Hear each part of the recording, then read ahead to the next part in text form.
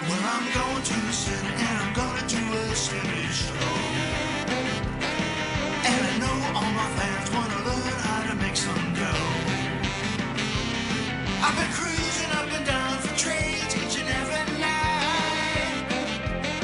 And with my iPhone reclining, I know we're gonna get it just right. I'll get inside your mind, we'll have a real good time. We're gonna trade today, we gotta trade today. Go askSlim.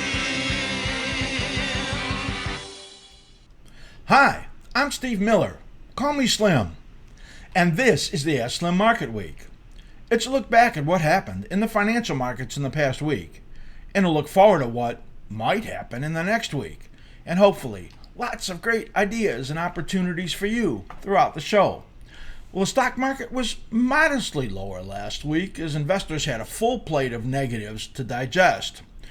Based on the background news, it could have been worse. And here at midday on Friday, it actually is getting worse, and it could be a lot worse as sellers have really come into the market today.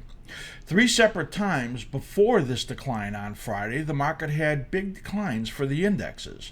Monday, pre-opening, German PMI came out, and it was really bad. And that's despite the fact that they have QE and negative interest rate policy and all the ridiculous things that they're doing that actually hurts the economy. Well, that's what we're getting there in Europe, and the Europe economy is in bad shape. The next time that happened was on Tuesday as the Trump impeachment inquiry was declared. Trump also that day gave a very hardline speech at the UN, and it wasn't the kind of speech that you would expect would be talking about a trade deal coming up very quickly, which he later said. Thursday, the whistleblower text came out, and it's looking like, and I'm just repeating what I'm reading, that the conversation or parts of what he did were moved into a separate computer network. We don't know who did that and whether it's really a cover-up or not, but that's what the Democrats are screaming about, and that's what they're going to be using moving forward. Trump tried to hold the markets together and did say, well, trade deal could come anytime, and that did lift the markets in a big way, and we had a big rebound on Wednesday. And then Friday morning opened okay with some trade optimism coming in that overnight gave a little lift to the markets. But then news came out on Friday that absolutely blew my mind, and so blew up the bull market that we had going on for the morning. News came out that the president was considering limiting portfolio flow into and out of China. And in there talking about the potential of delisting Chinese stocks here in America.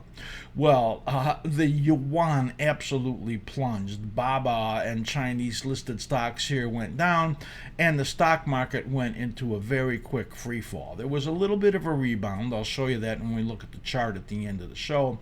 But then the market started down again, and it is getting wailed on right now. I'll tell you, if this is any sign that there is a reason for trade optimism, then I don't understand anything, because all this says to me is that they are going nowhere in their trade deal. And these talks coming up in October, well, it's just another bunch of crap. And before you know it, the deal, there's going to be no deal, and the market's going to be in a lot of trouble. And we've talked about October being a time for trouble. So as much as you'll get some attempts to hold this stuff together, as we've seen, it just doesn't work. And actually, these Trump mentions of something positive about trade have really lost their efficacy. The market not able to get that kind of a rally. I've talked about danger that is coming in 2020 and the ugly political background that we're likely to deal with. Well, it's already here. I've talked about a bear market during that time period, and well, maybe it's already here. The prospects really look like right now that Warren is leading in the polls. She's taken over, and Biden is taking a hit based on the stuff that's coming out about the Ukraine And if Warren or Sanders, the prospect of them getting the nomination and then becoming the president, it's horrifying. It's the scariest thing I've heard in a long time. Well, that's to me. There's lots of people out there in the U.S. that would not believe that. But we're going to end up, if that happens, with them pushing MMT. You don't know what that is. Well, it is an ugly, ugly look at how they want to run the economy that looks just like a perpetual motion machine. It's just stupid. And the Green New Deal, well, we could be looking at that too. Massive deficits on top of massive deficits. That's really where we're heading. And that's the stuff that bear markets are made of. Well, that's where we're headed right now. There's the bigger worry, though, and I talk about that like it's a lot of worry, and it is, maybe the financial stress that we see in the markets. And we saw the repo market acting up for the last couple of weeks, where a couple of weeks ago it spiked up to 10%. What's happened in here now, the repo market, of course, is the repurchase market. Banks even up their overnight. They need to borrow a little bit of money to do it. They need to they have some excess, they offer a little bit out, and they do it by buying and selling between each other, and they agree to repurchase it on the next day. That's how it works. And of course, when things tighten up, then all of a sudden that money's not around, then all of a sudden the government has to step in. This financial stress is about our government's huge financing. They're loading up the dealers with government treasuries. They're getting squeezed by all of that, and then the dealers have to look around for money to be able to support that, the government, all that borrowing. So what they do, the government steps in, and then they loan money, essentially put money into the system. They print it, and what we have going on now is the government issuing paper and buying up all their own paper. That's monetizing, and that's what QE was. Bernanke, when he started to do all of this, he said, well, that was going to be temporary, that they would be able to roll this balance sheet down, and that's why they didn't call it monetizing. And that just shows you how little Bernanke really knew back then. And so now what we have is the government needing to go in and provide liquidity permanently. And the Fed heads are coming out and starting to say that. They're not going to call it QE4. We'll just call it QE forever, because that's what they're going to have to do. The Fed balance sheet will continue to grow. And the Fed is essentially crowding out the borrowing. And there's might be time periods where we get massive short-term upside spikes in interest rates. And this world is not prepared for that happening under the conditions of liquidity squeeze. That's where we're headed right now, and that is potentially a lot of problem. So all of this cheap money, the easy money that we've seen, that these dealers, the banks have been able to get their hands on, well, that could be changing, and that was a lot of source for buying up a lot of these stocks and for rolling these repurchase agreements and buying even the Russell, which now has turned weak since that squeeze has gone on. So that's the dynamic I wanted you to hear about. And the government having to put all that money in permanently all of the time. That's my money. That's your money. And we're paying for their idiocy. And that's where we are right now. We talked about the October period being a period we thought there was downside risk in the market. That's true, and I think that it started already with the worldwide situation with $17 trillion of bonds, treasuries, government bonds around the world now in negative yields. We have a situation that is historic and ugly, terrible situation. Add, the political war, the trade war, all of this stuff that's going on right now. And October is likely to have this big dip that we were looking for. Then, we've talked about the end of the year and into the beginning of next year as a rally. Things looking worse right now. And I'm going to call the rally that we're expecting towards the end of the year just a wounded duck rally. And as it flutters its way up before actually diving in a big way. We're still looking at early 2020 as the start of a very big rally, of the end of the rally, and that sometime early 2020 through 2022, a bear market. If we get that rally into early part of the year, I say sell it. You may be giving a gift to change your asset allocations. That's my opening monologue, and it does not look pretty out there as the stock market is taking a big leg to the downside right here on Friday. The stocks for the week, the stock market is Dow Jones and the S&P 500 down a little over 1%. The NASDAQ down now approaching 2%. And the Russell, the biggest loser of all, over 2% to the downside. The bond market gains about a half a point on the week. 10-year yields fall about 6 basis points. Yield curves, the 1 to 10s inverted pretty solidly right now, and the 2s to 10s only about 3 or 4 basis points to the positive, so some risk of inversion out there again. We have some very great things coming up in the show, so I want you to keep your eye on the worst of the week, because I'm going to show you some great analysis on Bitcoin. So Bitcoin was one of the big losers for the week when we look at all these markets. Gold market, that failed from resistance, down about $18 on the week. Silver, a big up and a big failure, and it's caused me to wonder about that pattern in there, which I thought was very positive, and now at least I'm forced to lower my upside projections for a while based on what I'm seeing in the silver market on that failure. The dollar up 0.7%. The dollar is in demand. It's in demand because of the liquidity situation, and it's in demand because of the situation in the rest of the world interest rate wise compared to the U.S. The U.S. Market 10-year yield now down to about 1.69%, and that's high versus the rest of the world. So that's why the dollar is strong. Money's coming into the dollar, and there's demand for dollars. And that is a deflationary scenario that we're talking about.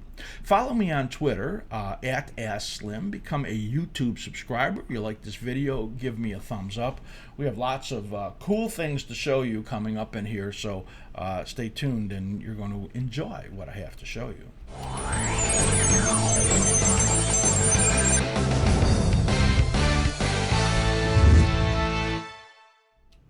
All right, we have something unusual that I'm going to show you right now. We have a preview week going on for our stock index report snapshot. This is for short-term traders, day traders, short swing traders that look at the markets every day and scalp the indexes or trade the indexes back and forth. And this is just an unusual offering that we have. We work hard on this every morning pre-market in order to bring this to you, and this is live. I'm going to show you live streaming right now of the 3 indexes. What we want to do is give you the important levels, the levels that are support and resistance, the ones that are likely to stop the market in one direction or the other, and the levels that can bring you an acceleration. Because if you understand where accelerations can come, then you understand how to make the bigger trades. The secret to being a successful short-term trader is catching those bigger trades, knowing when those impulses would come, and that is what we offer you right now. I'm showing you right now a live screen. This is our broadcast of our stock index report, which has just this great information. This is the S&P 500, this is the NASDAQ, and this is the Russell, with all the important levels on there, and this is live. Now, we have a great tool in here that gives you a sense for direction in here. This is our direction scout, or reversal scout, and then we have the support and resistances. Now, look at this. On the way up this morning, it nailed the resistance zone right over there. It did the same thing on the Russell right over here. And then when it broke into the acceleration zone, it collapsed and now hit the support level right over here and is holding right there. And you can see right over here and just getting into that support zone right over there on the Russell. This has just been nailing the numbers day after day. And this is fantastic. You can get this. You can get our daily stock index report, which is a longer-term view of the markets, looking at the broader perspective for people that have longer holdings. This is amazing. And included in this review is our Slimulator, which looks at the 84 best traded stocks, ETFs, futures, and gives you our algorithmic output. Tells you about the bias, the likely direction of the stock for the next 3 to 6 weeks. This is for option traders, swing traders, even investors. It's great information. You can get this right now for free. All you have to do is be a free member. So go to the askSlim site and sign up for free. And for the next week, this preview will last through Friday of the coming week. For 5 days, you'll be able to get all of this information, no charge at all. You don't have to sign up for anything, no recurring membership, none of that. All you have to do is become a free member. And if you like it, then you'll subscribe and help support the huge team we have over here. And it's just been amazing. We're getting so many emails of people that love this, and it's so helpful. So please do become a free member and learn about that. All right, so that was the little free preview that I wanted to give you. And coming up right now is some very, very important moves on stocks.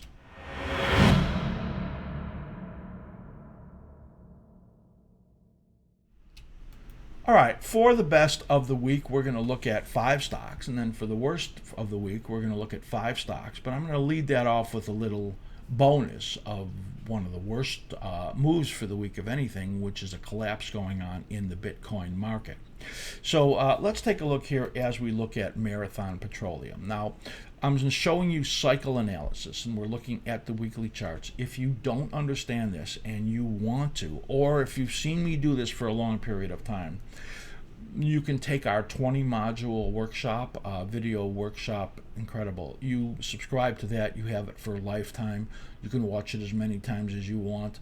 Just go to askSlim site up to the nav bar and look at workshops and look at the cycle workshop.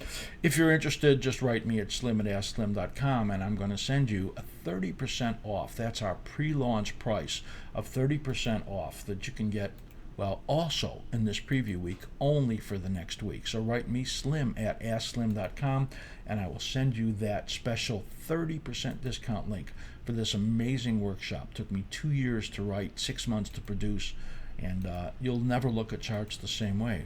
Here is the chart, Marathon, as we're looking at the cycle analysis. The bottom here, these little half circles, are guides. This is called a cycle bracket, and it helps us understand the rhythm in the market. The bottoms are what lines up, and you could see that the translation off the bottom is what happens up on the top, the actual price chart. And when you're making lower lows, you're in a downward configured situation. This one, Marathon, has a big upside move, bucking the trend of weaker oils this week as oil gives it all back. As a hedge fund manager, again, comes in and he says he wants to split up the company. They have the Speedway gas stations and also pipelines, and he wants them to be separate companies, which would then add value for investors. And that's why the big spike up here. We had a false breakdown here. I've got to tell you, without something anomalous like this that causes this breakout on the upside, I would never catch this because it looks like a breakdown, and I would expect it to come back down as some of the other energies have been doing, but not this one because we have somebody trying to increase shareholder value by trying to get them to split up the company. MPC, the biggest gainer of the week, 14% gain. U.S. steel moves up kind of all by itself this week, but look where it is. I mean, it's going nowhere. 12% gain on the week. That's that tiny little upside bar that you see there. We have our colored phasing in here where we have the rising phases as green, the bearish phases as red, and the corrective phases as yellow. So here it's been in a negative phase. You can see right here and trying to turn upward. You can see this upward bar here. That's actually a 12% gain or 11% gain right now because the market's giving it back. So that's interesting because you had Barron's come out negative on the oils. Schnitzer Steel, which I'll show you in the worst for the week, collapsed 9% on the week, and they gave a warning. But these steel stocks look like they're trying to bottom in here. They're oversold, and we're going to look for some modest upticks in here as the steel stocks are about to finish their downside motion in here. And you might just have to wait until this market decline has a few more weeks in it before you can get any rallies in there. DIX is the next one we're going to look at, up 7%. UBS raises its target in here. This has improved. This went through the negative sell zone we had here up to the 78.6%, and now it's gotten up through there. So there's resistance up over here at this high, right around 41.20, and then you have this upward channel going on where it could get all the way up to these levels up here around $44. But I don't think the market's going to really let that happen, and I think that we're more likely to see it stall out soon, right around this peak that the market made right over there at, we'll call it 41.30 or so 41.20. That's about, we don't see it a lot higher than that right now, so getting a good gain based on this UBS upgrade. Square, which was a stock that we have been not liking at all, and now it's gotten down to an area where we think it's made at least a temporary bottom. It moves to the upside. The stock gained 6% on the week on a Wells Fargo upgrade. Now, again, we're talking about cycle analysis. And then here we can see there's a minor cycle and there's a dominant cycle. The minor cycle low, you can see, was made right here. So you had one half and another half right there. This one minor cycle low here and barely gave you any rally and came down. And now you're bottoming right over at the perfect time. We think Square is going to move up here to about 65.5 to about 69, close to that. But then we think it's down again and likely to be in a lot of trouble after it tries to rally in here. Right now, it really wants to bottom, and this upgrade is helping it.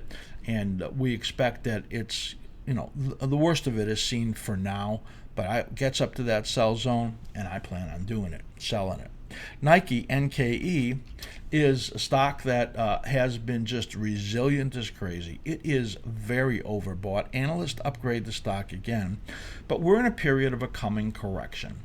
On Thursday, I did a video that's really interesting where I analyzed the FANG stocks. And I also talk about how stocks act when they get a distance from the 34-week moving average.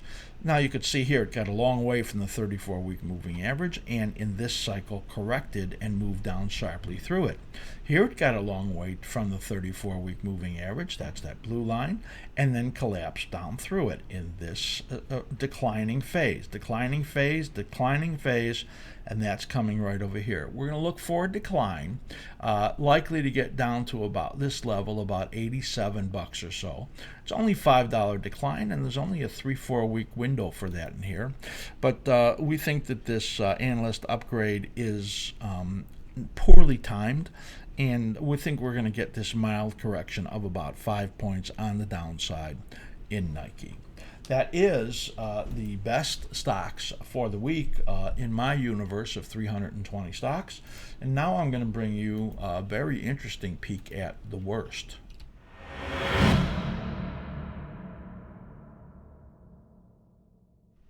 All right, worst for the week. We're going to look first, before we look at 5 stocks, at Bitcoin.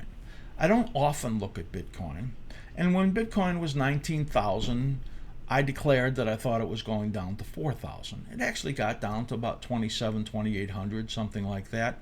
And because I thought that the cryptocurrency market was bogus, that somewhere down the line it might be sensible or of value.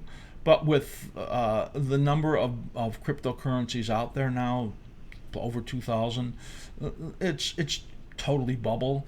And I think that there's going to be a massive washout in the cryptocurrency market, and I think that's likely to come into the 2020-2021 period, where the vast majority of them disappear or are trading for just simply some pennies. So I think that's very likely going to happen. But let's just talk about the leader of them all right now, Bitcoin. I'm going to look at /BTC, and we're going to look at the analysis on the weekly and on the daily chart, so you can get an idea for the cyclicality that has developed in here. So here is the Bitcoin futures chart /BTC. And you can see again on the bottom there are cycle brackets. And that shows me the repeating rhythms in here. So you have a low right over here and then a rally. And then you have a low right over here and then a rally, and a low right here and then a rally, and then a really strong condition right over here. And it rallies again. Now this is called a right-hand translation that with a powerful bullish configuration, finishing this cycle way above where it began. It says there's likely to be another rally, and it absolutely exploded. Now where it exploded to was right up to the 61.8%. It absolutely tagged it. And I had declared that the bull hook into the summer of 2019, which was a great call. Now you can see in here as this cycle came down, first of all, the first half of the cycle is right here, right to that low, and then a very poor rally and now failing again. This low right over here due in right around the end of November to the beginning of December. I would expect that we would see Bitcoin decline down to under the 7,100 area, and potentially down here to about 5,400 right there. Now the weekly chart, this is the weekly chart. I'm going to show you the daily chart in a moment, and that will give you an idea of why I stopped it right around here. Because of a head and shoulders top. So if we look at where we are now, it says to you that any rally in Bitcoin between now and end of November is very likely to fail. So that's a look at the weekly chart and the beautiful consistency in Bitcoin. Now we're going to switch over and look at the daily chart, and I'll blow this up, and I want you to see this beautiful head and shoulders pattern. I'm going to show you the configurations in here, and that is, notice this cycle right over here, how bullish it is. Now notice the slim ribbon in here. The slim ribbon is positive, and that makes these bars green, and it makes the volume bars green, and it tells you that there is upward momentum. Upward momentum continues as this cycle corrects, and then the next cycle goes up and then corrects. Bullish configuration again, it is positive. Look what happens in the next cycle. It fails in that resistance zone right there, and then breaks below this low and breaks below a neckline. So this cycle created a left shoulder. This cycle creates the head. This cycle creates the right shoulder, and that's because cycles create patterns. That's what you're seeing in here, and now we've broken down. So what this says to me is that we're likely to move down in here and be moving down all the way through. Well, this cycle goes to, guess what? November 13th. That's in alignment with what we showed you on the weekly chart. What it says to us is that you can see in here that a bottom is due soon and likely to rally again. That makes this resistance zone the place to sell. There is probably a bounce coming soon, starting in a few days, that could get you up here to the area of about 9,500, maybe even this area here at 10,000. We think that that is a big sell area and likely to bring a very sharp decline after that. Were you to get that, it would be likely a great shorting opportunity in Bitcoin. Again, I'm not a believer in cryptocurrencies at this time. I wrote articles on them when they first came out, talking about them, explaining them. I understand them pretty well. And I think that we are in a massive bubble, and a Bitcoin rally that I think is about to come of about maybe 1,500 points, $1,500, $2,000. I think it's a major sell, but we're getting into this point where that bounce is likely to come, maybe starting in a few days, maybe starting 1,000 points lower. Let's see what happens. And we'll take a look. But that's a look at Bitcoin. Very, very interesting charts, and amazing how the cycle patterns have formed in there. So that was a 21% decline for Bitcoin. Now we're going to switch over and we're going to look at the weekly charts again for the stocks that were the worst of the week. BB, which is BlackBerry, is proving that it's really not born again. It tried to, as it came out of the hardware business into software, security, but it's not working for it, and the stock is just in collapse mode. Look at this chart in here.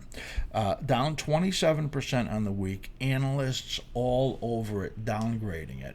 And it's a little bit late to be downgrading it. See, they have to do that when it's down here because they look like such idiots.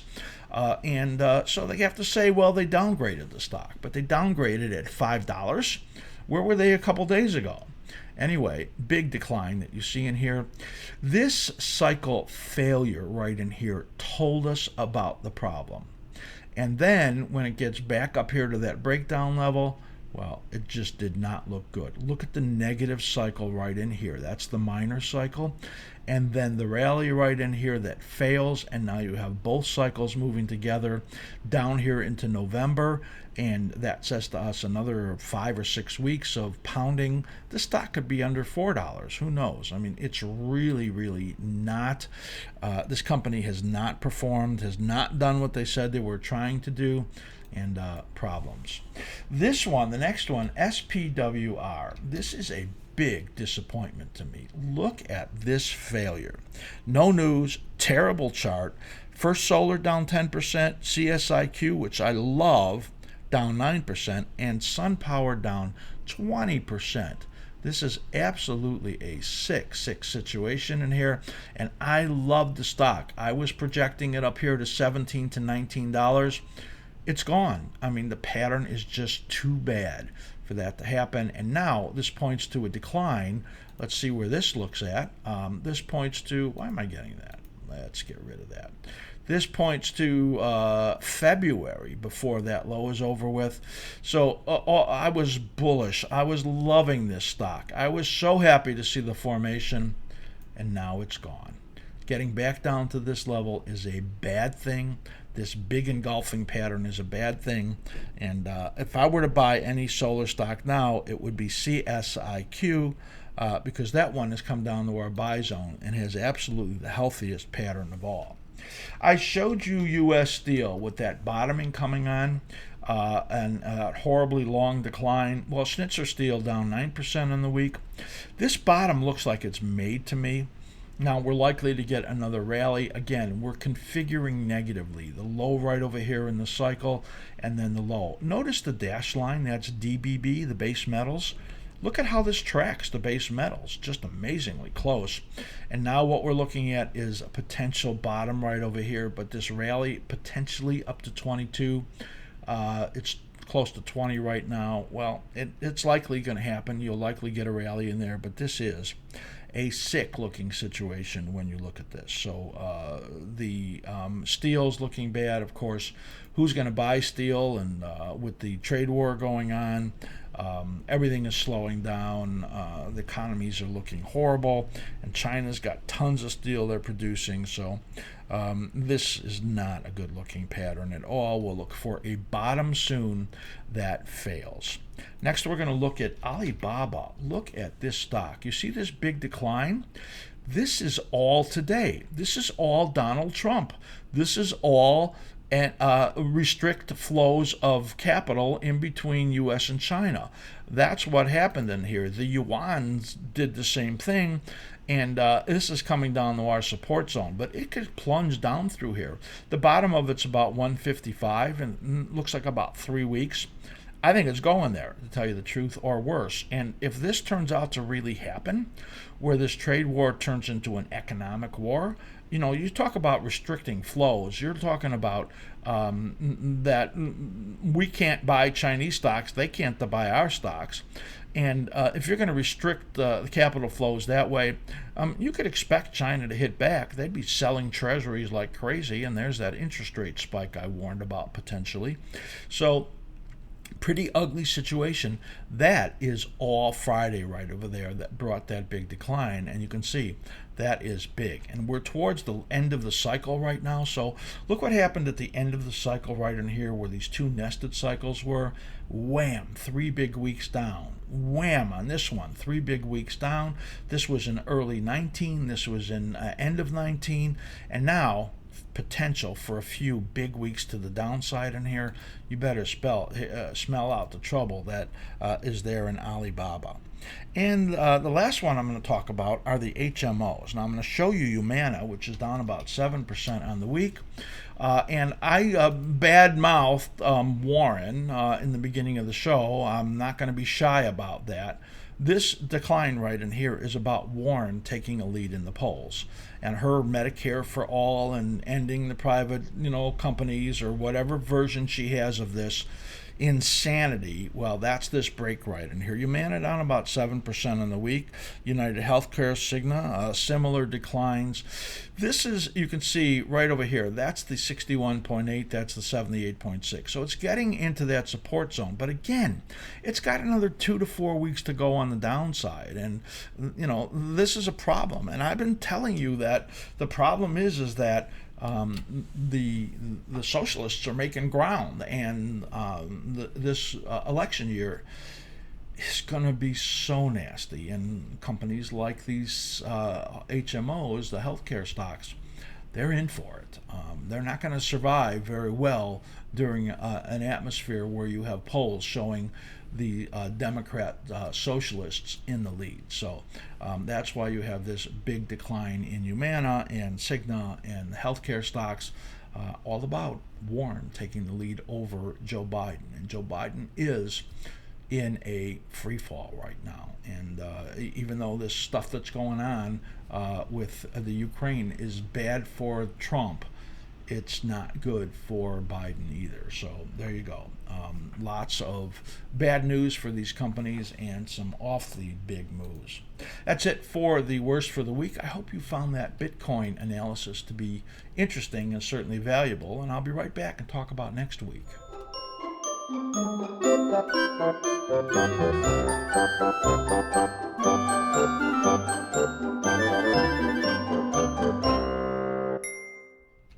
All right, short-term view for the coming week. Every week I want to be accountable to the 5 different markets that I discuss. I aim for being about 60 to 65% accurate, looking at several different aspects of the analysis, cycle patterns, how well did they follow the pattern, how good was the support and resistance areas, and was I right about the net change for each of those individual markets. I want to be between 60 and 65%. That's 2 to 1 correct, and that's pretty hard to beat. I was not there last week. I was about 40% accurate as the impeachment information that came out and the impeachment inquiry and some of these other things just brought in some weakness that was for the markets that was more than I expected and sent money into the dollar, which was stronger than I expected. So there was not any of the markets that I got exactly right, and if I was close on any of them, it was the stock market, but that one, even that broke down. So it was far weaker than I expected it to be. So let's take a look, and I'm going to do better in the next week because I usually do better, and I'm always going to step back, say, okay, let's look at these markets again. I want to always be flexible. I want to always know that I'm in tune, and I work hard to do that. Let's take a look here as we switch over and look at light crude. So light crude, I thought it would be a small week. It actually was a big week to the downside. I saw the potential for some decline, but not as much as we had in here, and I thought that it would then be ready to move up. Now, this got down and deep into the lower support zone here. That's not good. What it means is that this rally phase right in here is likely to get it only up to the resistance area.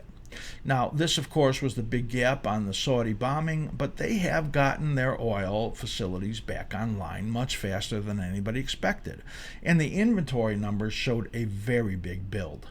So there's plenty of oil out there, and these Saudi facilities are going to be fully functional pretty quickly, and that's why oil's been under pressure. And add to that the slowing economies, and now this news about the trade war heating up this way. That's not really good. We're likely to get a bounce. We're going to see this rising phase get us something early in the week, but then it'll likely turn down again. So this is about 2 weeks' time right there. So we're going to look for an up week coming up. Now, note momentum. Momentum, which was strong right in here, turned neutral today. So with momentum turning neutral, the prospects of rally even less. So we look for only minor rallies in here that fail, with an outside chance of the 57, 58 level of where it gets up to, and then stopping there. So lost upward momentum, and all of the background news really turning bad for this. Gold market here, it's suffering from the strong dollar. We thought that the gold market would come down and then rally, but it would maintain its range that we talked about.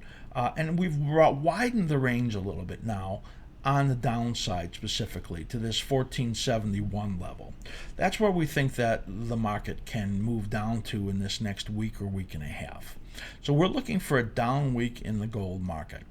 The range in here, this area of resistance, you can see it just nailed it and then moved down. I got several emails from people that made a lot of money on that break from that level. And now we're looking here. So this is 1490 right here. This is 1471 right over here. That's where we think it's going down to. And you can see this projection. This goes into the early part of the following week. So it's about 7 or 8 days of a projection. So we think that it is likely to struggle in here. And silver really had a pattern that I don't like, where it had that big rally and gave it up. It's going to be hard to get big rallies in silver right now with that pattern. So I think that is deteriorated some also. I thought silver last week would dip, and that would affect gold, and it dipped, but didn't affect gold as much as it affected silver, that I'll tell you. So we're going to look for a tough week for the gold market in here. The dollar sign DXY is what we're going to look at. Whoops, sorry about that. I hate showing a white screen. Here's the dollar, and what we're going to look at in here is a rolling over, but still some strength. So you see, we think that this is only 3 days into this rally phase. This probably has most of the week where it's going to hold up. I think it'll be a small week, but still a firm dollar. And that's in alignment with what we think is going to be a weaker gold market for the next week. So we'd be looking for the dollar to hold up, and especially with what I'm seeing in this weakening stock market, you're likely to see the dollar doing okay as a flight to safety in here. I just don't see the gold market and silver market being able to be that right now, based on the patterns we're seeing. So we're looking for a firmer dollar. We're going to let's see it go up here potentially to this 99.5 area, 99.40, 50, and then probably stall right up in that area. We'll look for a small week in the dollar as it stalls. The bond market /ZB, that is next. And the bond market we thought would rally and come down. Now we have the shape correct. We made a point that momentum had weakened, and momentum is still neutral in here. So there's not a whole lot that we can see in here that's going to push it much in one direction or the other. What we did say was that we thought the flag would break and get below there, and it would accelerate to the downside. So it didn't fall as much as we thought. We thought it would be a down week in here in the bond market. It's a sideways to slightly up week, so we didn't really get that very correct. Pattern looks right to us, but it was just stronger. What we're looking at right now is some risk over here in the next few days. We're going to look for a decline into the midweek area in the bond market. It might not be as steep as I have it drawn in here if the stock market remains as weak, though the stock market is collapsing right now as we speak, and the bond market is not really ticking up. So we're in a period in here where we could see bonds decline for a few days. Our targets are really underneath this 159.24 area, potentially down here to 158.04. So that's the green areas where we think it's going to dip down to, and then try to get another rally again after that. So bond market, we're going to look for it to be a down week. Nothing really significant. Just try to test those recent lows and then get ready for another attempt at upside.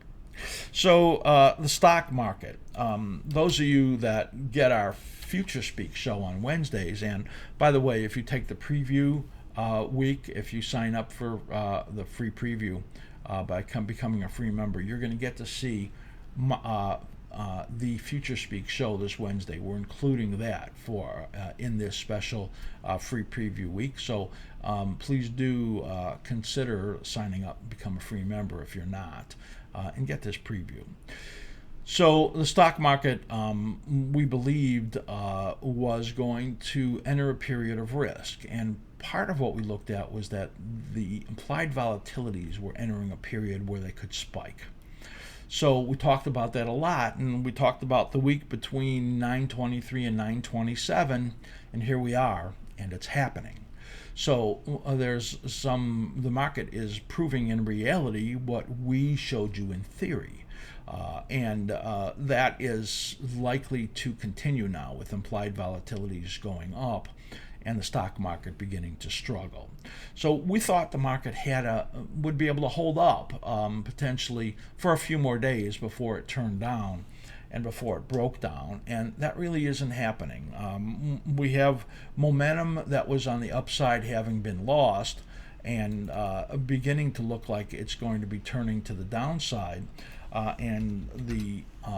Besides that, we have patterns that are just looking very, very sick.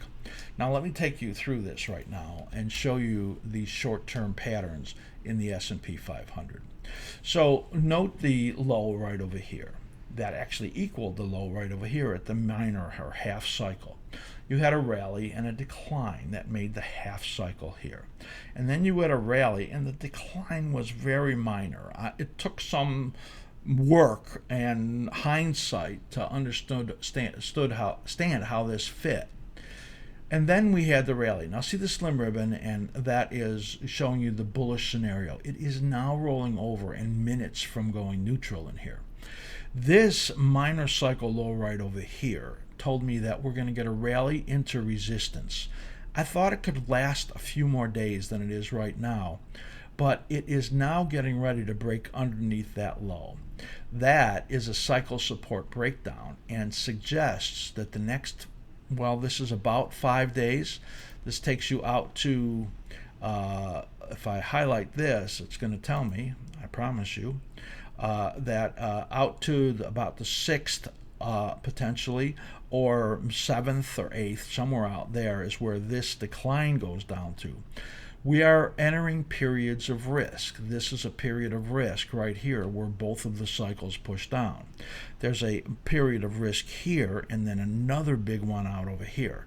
This is that stair-step downward pattern developing, and this selling in here is becoming very hard. We're down 23 points on the day right now, and this is after that failure from that sell zone, and there is a lot of risk down here. We are projecting this support from the weekly chart as a potential for the bottom of this decline. It's around 215, 217, 2915, 2917. That's only 40 points on the downside from where we are now. That's not very much. It could be worse. This is an ugly pattern in here, and we have already failed on this rally. And all I can say is that, that area of 2916 is optimistic when I see a pattern like this. We're in a free fall scenario, and this is a distinct period of risk. Trump is a loose cannon. The trade war is heating up. It's becoming an economic war, and we might look at 2916 and say we wish it could get back up there.